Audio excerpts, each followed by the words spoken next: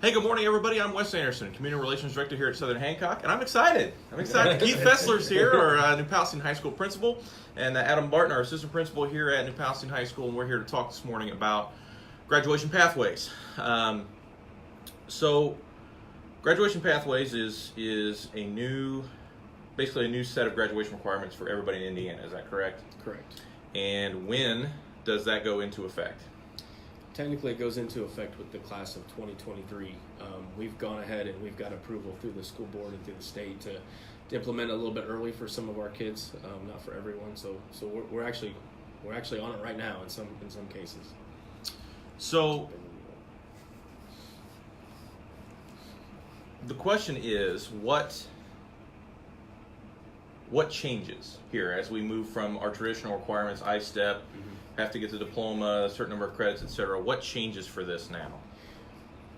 Well, traditionally, a student had to get a high school diploma. They were considered a graduate at that point. This is sometimes called the Diploma Plus system, because a student will get a diploma, plus they'll have some other things that they have to hit. Adam has really led our initiative into it. So one of the big things that parents and kids are excited about is starting with that class of 2023. I-STEP's no longer a factor. So At the high school level. At the high school level, Yeah. correct. Yeah, go ahead. So with that class of 2023, there will not just be an I-STEP score, there will be a project-based assignment that the student will have to complete over their high school career. Basically, it's looking for what's called employability skills. Okay. So it might be project-based, it might be work-based, it might be a service-based project.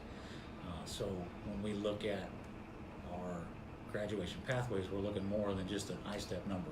We're looking to see how our students are prepared for the future as employees. So I'm sure there comes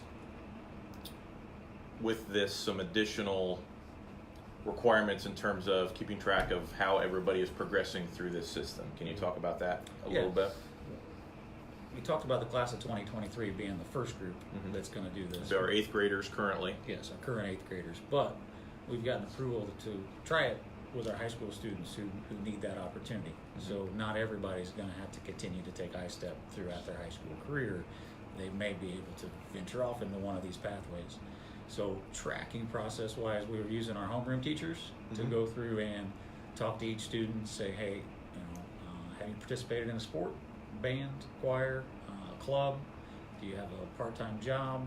All of these things would qualify. Being in 4-H, being in a service-based organization, all these things would qualify as something that would be a graduation pathway.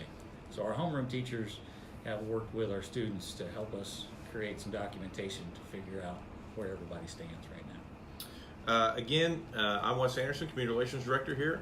That's Keith Fessler, the principal here at Palestine High School, and Adam Barton, the assistant principal. We're talking about graduation pathways, the new graduation requirements that'll go into effect here in a few years. So you talk a little bit about employability skills, work-based learning, service learning.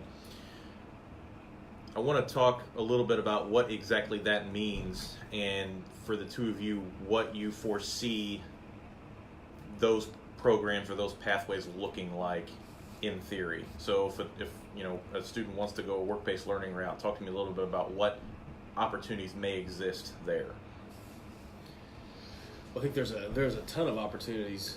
It opens up just really anything that a kid is interested in. If they're working, that can be used to show those employability skills as we go through. As a school, we are working to hopefully create some partnerships with some businesses, large and some of the smaller ones just kind of around town, to give our kids some of those opportunities to be out, to be working, to get some of that experience that then may translate on. And for our kids are excited about it. The ones that have learned about it are excited because they find themselves in a spot where maybe they're not taking an elective class that they're just not really that interested in, but it was the one that they could fit, and now they're doing something that they really want to do.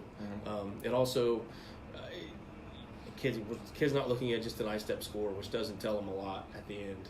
They're looking at a set of experiences that they've had, and they can have those conversations with a future employer, with a college entrance essay, something like that, where they can really hit on specific things that they've hit and that they've liked, and it's really open to most things that they're interested in.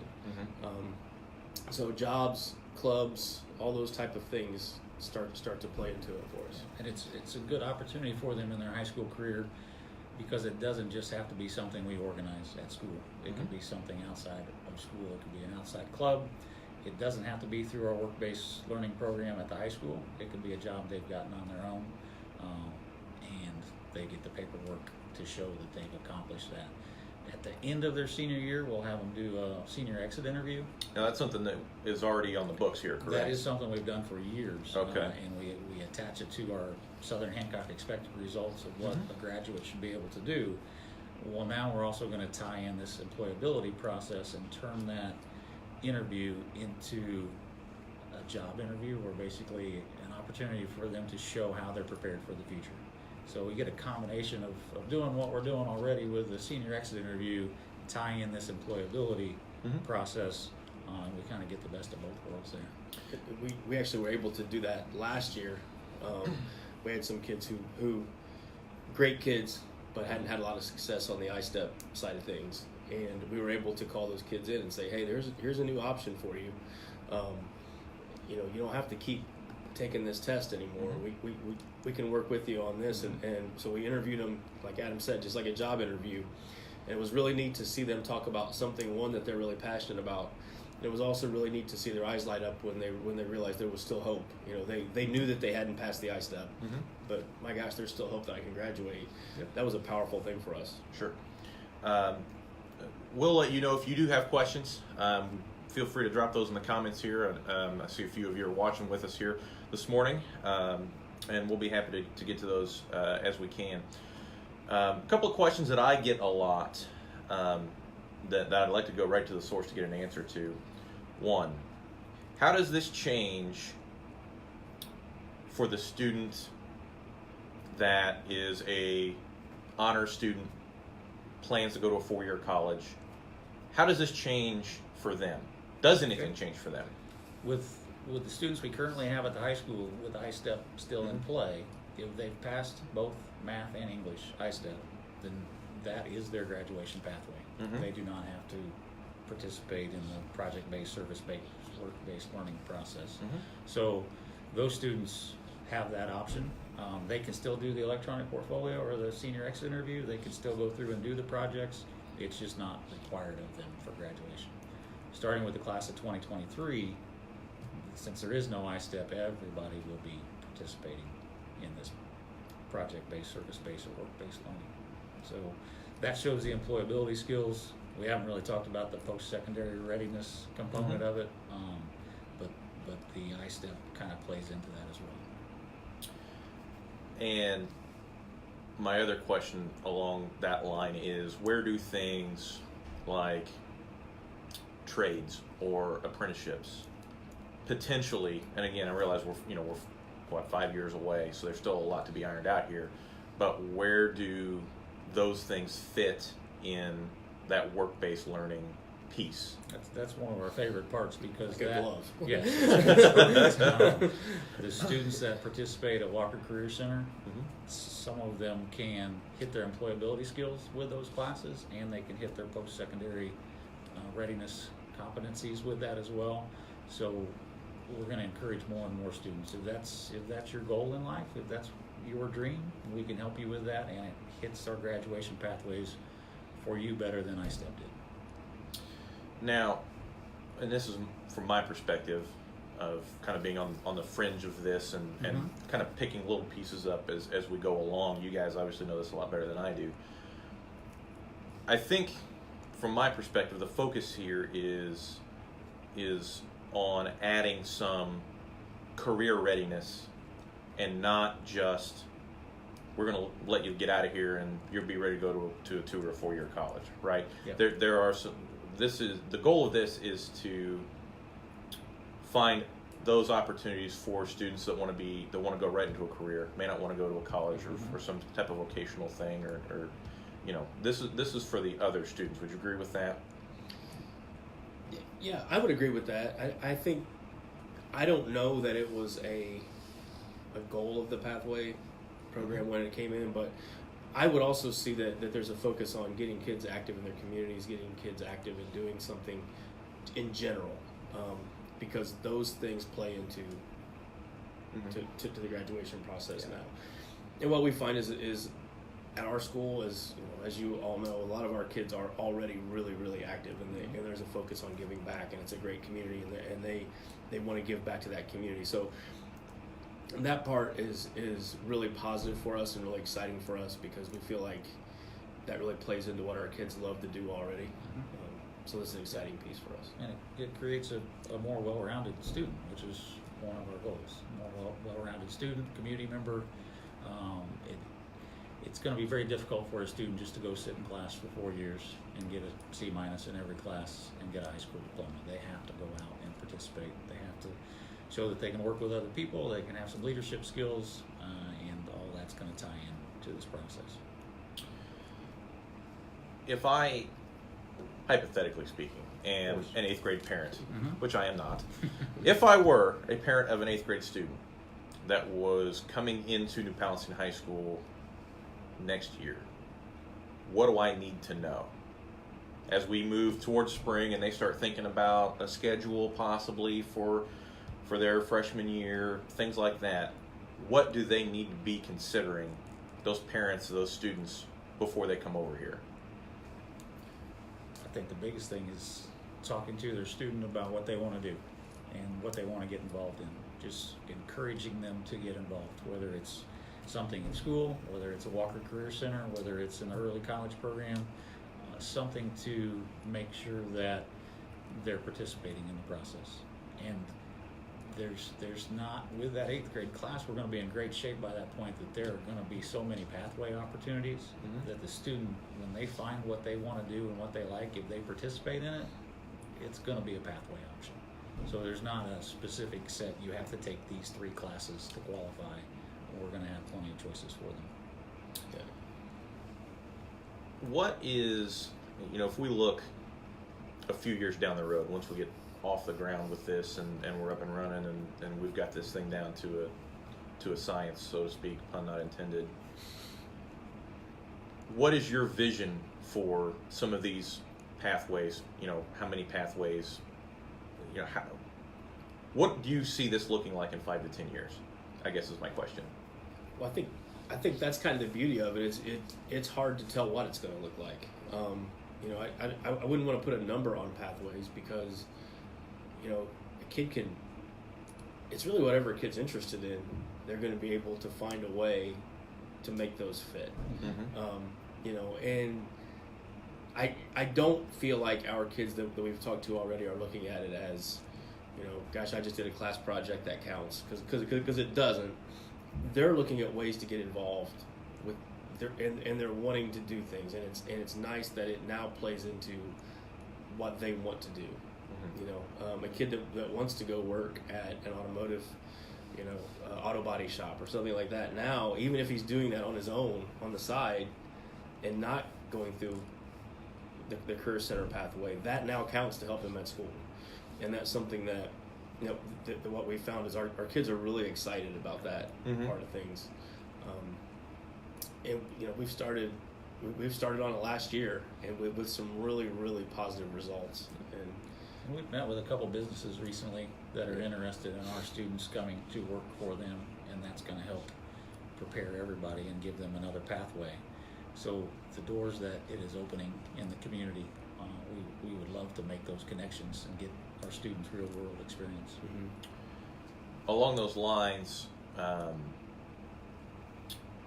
if there is a business or an organization watching this in our area that sees this and wants to get involved, should they contact you? Where should we go with this? Absolutely, contact one of us. What we've been talking to our staff about is what do we want this to look like for us? We need to make it our own. And what do we want it to look like? And we talked about core values among our staff, and what do we want our education here to be built upon. And one of the big ones that came out of that was community. So our staff and our kids value the community.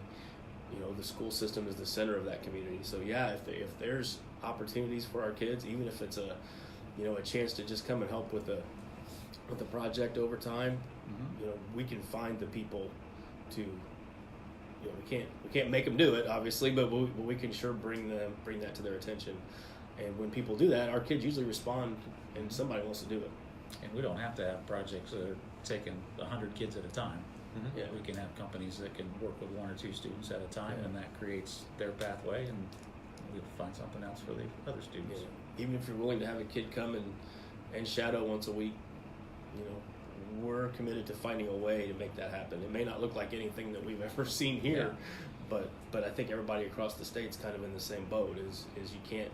We're not able to sit back and picture what has always been. Mm-hmm.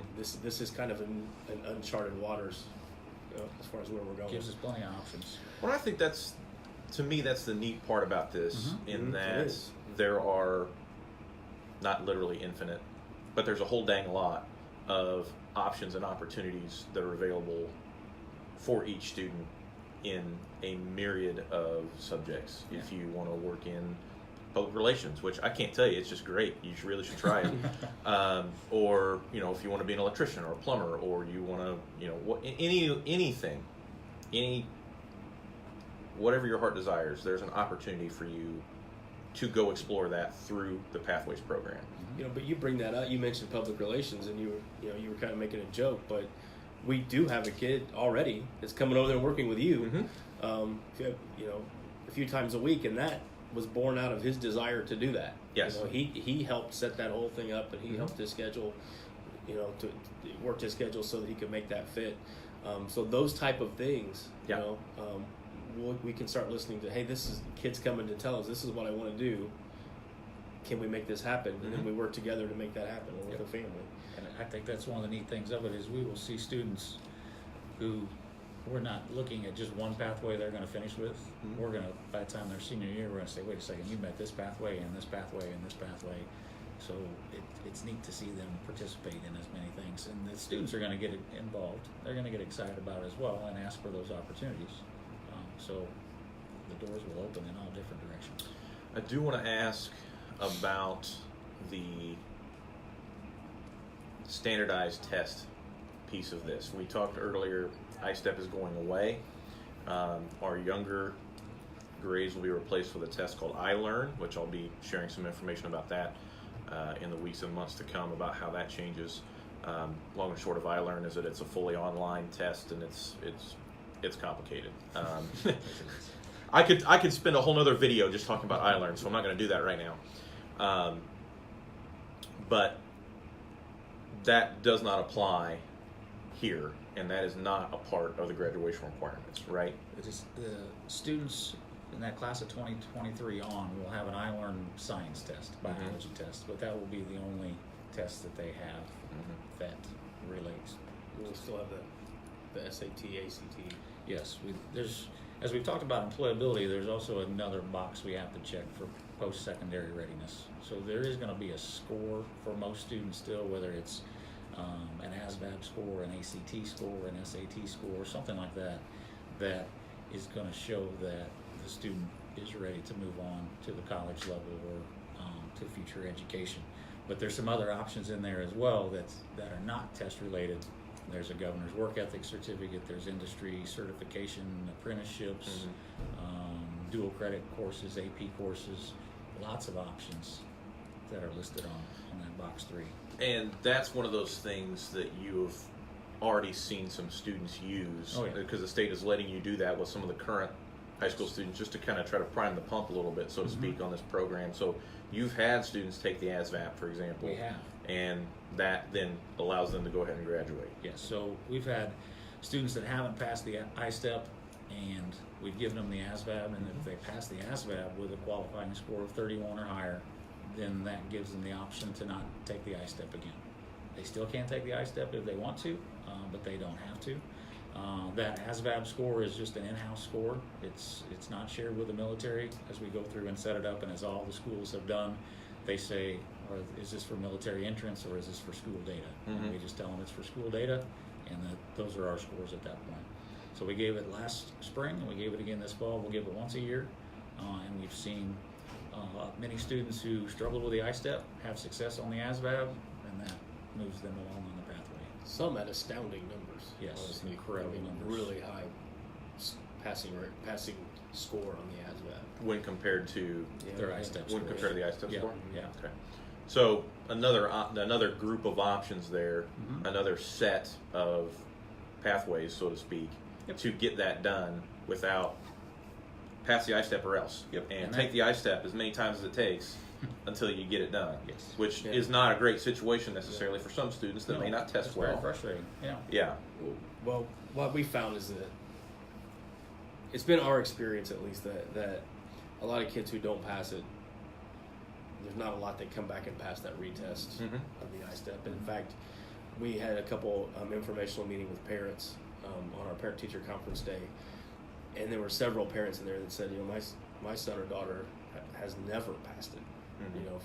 From whatever time they started, third or fourth grade, whenever it started, they never passed it. But through this, they're able to find a way to graduate, which is exciting. Okay, gentlemen, anything that you believe I've omitted? Anything else you want to talk about with pathways before we get out of here? I don't think so. I don't think so either. Appreciate the time. No problem. So we'll continue to talk about pathways, and I'm sure you will sit down with those 8th grade parents here once we get into 2019 calendar year, the end of this school year, about what this means. I'm sure your guidance staff will be heavily involved in that process. In the meantime, if there are parent questions, community questions, where's the best place to go with those? For now. Either one Either of one us. of us, yeah. Any one of the three of us. I'll take Yep, them too. okay, I don't okay. mind. What I'll probably do is don't answer 'em. I was gonna say I'll just send those Forward 'em my way. right over here. So I'll put contact information for all three of us in the comments down here in a little bit. So Mr. Fessler, Mr. Barton, we appreciate the time a great deal, and thank you guys for watching. We hope you guys have an enjoyable Thursday, and thanks a lot. Thank you. Thank you.